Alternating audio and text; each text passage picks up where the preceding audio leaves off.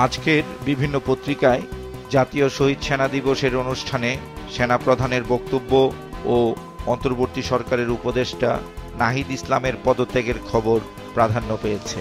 রাওয়া ক্লাবে সেনাপ্রধানের বক্তব্য ঘিরে প্রথম আলোর প্রধান শিরোনাম, অবাধ ও অংশগ্রহণমূলক নির্বাচনের আশাবাদ রাওয়া ক্লাবে সেনাপ্রধান।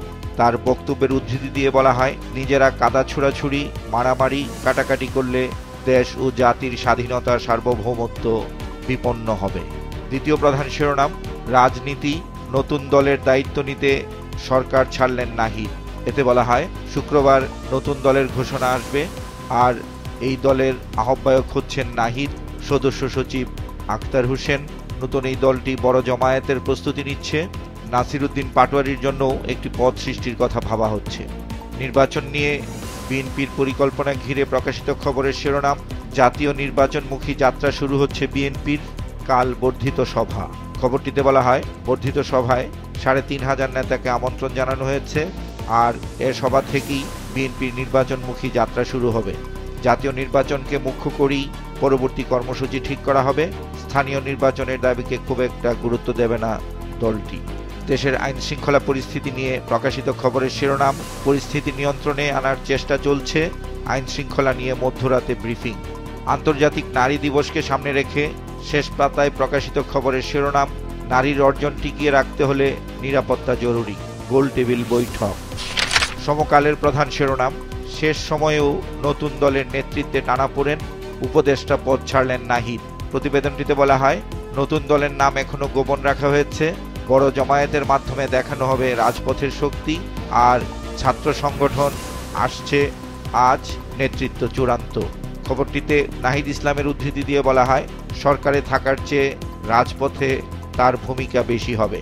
দ্বিতীয় প্রধান শিরোনাম, জাতীয় শহীদ সেনা দিবসের অনুষ্ঠানে সেনাপ্রধান, কাদা ছোড়াছুড়ি করলে সার্বভৌমত্ব বিপন্ন হবে। খবরটিতে সেনাপ্রধানের উদ্ধৃতি দিয়ে বলা হয়, পিলখানা হত্যাকাণ্ড বিডিআর সদস্য দ্বারা সংঘটিত, এখানে কোনো ইফ এবং বাট নাই। অবাধ, সুষ্ঠু ও অন্তর্ভুক্তিমূলক নির্বাচন হওয়া উচিত, এবং তা হওয়া উচিত ডিসেম্বরের মধ্যে। তিনি আরও বলেছেন, যেসব উচ্ছৃঙ্খল কাজ হয়েছে তা নিজস্ব ম্যানুফ্যাকচার, আর অরাজক পরিস্থিতির সুযোগ নিচ্ছে অপরাধীরা। প্রথম পৃষ্ঠার দ্বিতীয় ভাজে সিপিডির সম্মেলন নিয়ে প্রকাশিত খবরের শিরোনাম, সরকারের সংস্কার নিয়ে সংশয় বিশিষ্ট জনের।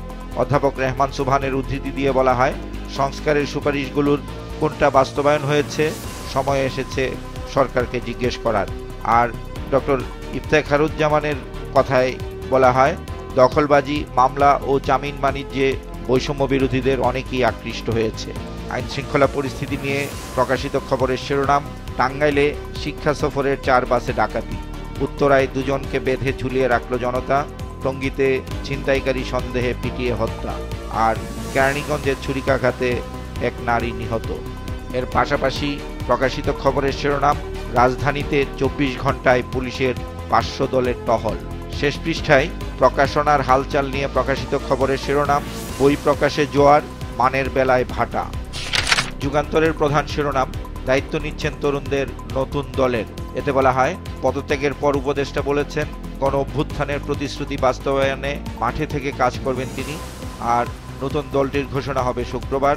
5 লক্ষাধিক কর্মী সমর্থকের অংশগ্রহণের প্রস্তুতি নেওয়া হচ্ছে। দ্বিতীয় প্রধান শিরোনাম, সবাইকে সতর্ক করলেন সেনাপ্রধান, কাদা ছোড়াছুড়ি করলে স্বাধীনতা বিপন্ন হবে। এতে বলা হয়, ডিসেম্বরের মধ্যে ফ্রি, ফেয়ার ও ইনক্লুসিভ নির্বাচনের প্রত্যাশা করছেন সেনাপ্রধান, আর পিলখানা হত্যাকাণ্ডের বিচারিক প্রক্রিয়া নষ্ট না করার আহ্বান জানিয়েছেন তিনি। জাতীয় শহীদ সেনা দিবসের অনুষ্ঠানে সেনাপ্রধান আরও বলেছেন, আইন শৃঙ্খলা পরিস্থিতি খারাপের পেছনের কারণ নিজেদের হানাহানি। এই খবরটির পাশাপাশি প্রকাশিত আরেকটি সংবাদের শিরোনাম, শিক্ষা সফরের 4 বাসে ডাকাতি, শ্লীলতাহানি। পত্রিকাটির প্রথম পৃষ্ঠার দ্বিতীয় ভাজে প্রকাশিত আরেকটি গুরুত্বপূর্ণ খবরের শিরোনাম, আরও জীর্ণ হচ্ছে চাষির বসত বাড়ি, কৃষকের পাশে কেউ দাঁড়ানোর নেই।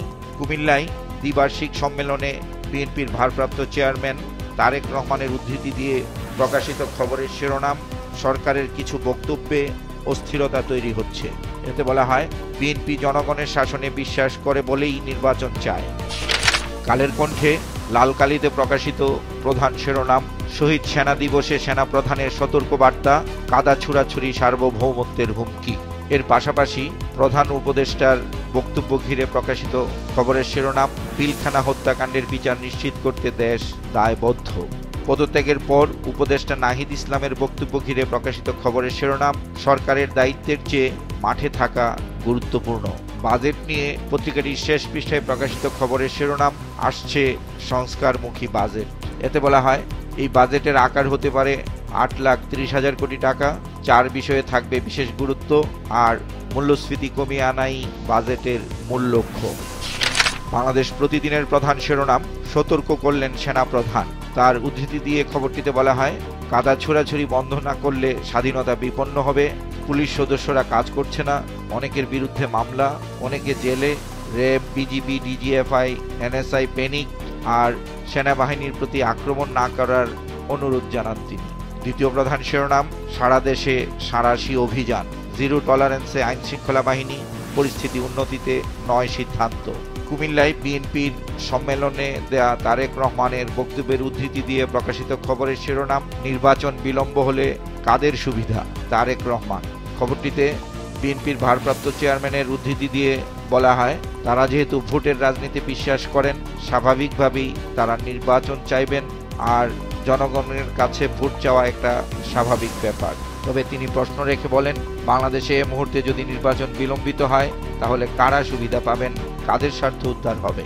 পত্রিকাটির প্রথম পৃষ্ঠায় এক কলামে প্রকাশিত আরেকটি খবরের শিরোনাম, ছিনতাইকারী সন্দেহে উল্টু করে ঝুলিয়ে গণপিটুনি। আজকের পত্রিকার প্রধান শিরোনাম, সতর্ক করলেন সেনাপ্রধান, জাতীয় শহীদ সেনা দিবসের অনুষ্ঠান। এই অনুষ্ঠানে তার দেয়া বক্তব্যের আলোকে প্রকাশিত খবরটিতে আরো বলা হয়, police, RAB, BGB, DGFI, NSI কে আন্ডারমাইন করলে শাস্তি আসবে না। বিডিআর এর যেসব সদস্য শাস্তি পেয়েছে তারা শাস্তি পাওয়ার যোগ্য, আর ডিসেম্বর বা কাছাকাছি সময়ে নির্বাচন হওয়া উচিত।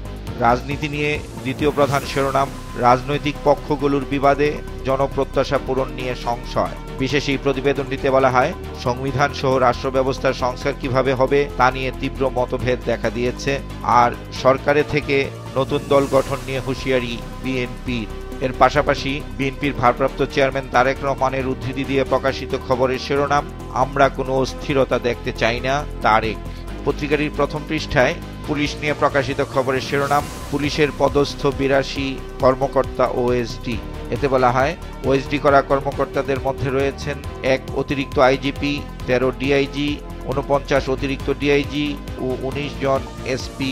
প্রতিবেদনটিতে বলা হয়, স্বরাষ্ট্র মন্ত্রণালয়ের প্রজ্ঞাপনে বলা হয়েছে, 2018 সালের জাতীয় নির্বাচনে আওয়ামী লীগ সরকারকে সহায়তার অভিযোগে তাদের ওএসডি করা হয়েছে। কালবেলার প্রধান শিরোনাম, সবাইকে সতর্ক করলেন সেনাপ্রধান। এতে বলা হয়, এই দেশের শান্তি শৃঙ্খলা রক্ষার দায়িত্ব শুধু সেনাবাহিনীর নয়, 2 লাখ পুলিশ আছে, বিজিবি আছে, র্যাব আছে, আনসার ভিডিপি আছে। তিনি বলেন, কাদা ছোড়াছুড়ি, মারামারি, কাটাকাটি করলে সার্বভৌমত্ব বিপন্ন হবে, আর সংস্থাগুলোকে দুর্বল না করার আহ্বান জানিয়েছেন সেনাপ্রধান। দ্বিতীয় প্রধান শিরোনাম, জাতীয় নির্বাচনে সম্ভাব্য 3 জোট। এতে বলা হয়, বিএনপির নেতৃত্বে 19 দল, জামাতের টার্গেট 11, আর শিক্ষার্থীদের জোটে প্রায় 15 দল। বিশেষ এই প্রতিবেদনটিতে বলা হয়, শিক্ষার্থীদের দলটি বিএনপি কিংবা জামায়াতের নেতৃত্বে জোটবদ্ধ হতে পারে বলে অনেকের ধারণা। শেষ পর্যন্ত কাদের সঙ্গে যাবে তা নিশ্চিত হওয়া যায়নি। দেশ রূপান্তরের প্রধান শিরোনাম, নিয়ন্ত্রিত ভোটে অনিয়ন্ত্রিত খরচ। এতে বলা হয়, 3 বিতর্কিত নির্বাচনে 3,300 কোটি টাকা খরচ হয়েছে। ওএসডি কর্তাদের বিরুদ্ধে দুদকের মামলার পরিকল্পনা রয়েছে, আর কুশীলবদের তালিকাও চূড়ান্ত। আইন শৃঙ্খলা পরিস্থিতি নিয়ে প্রকাশিত খবরের শিরোনাম, থামছে না অপরাধ, কঠোর সরকার।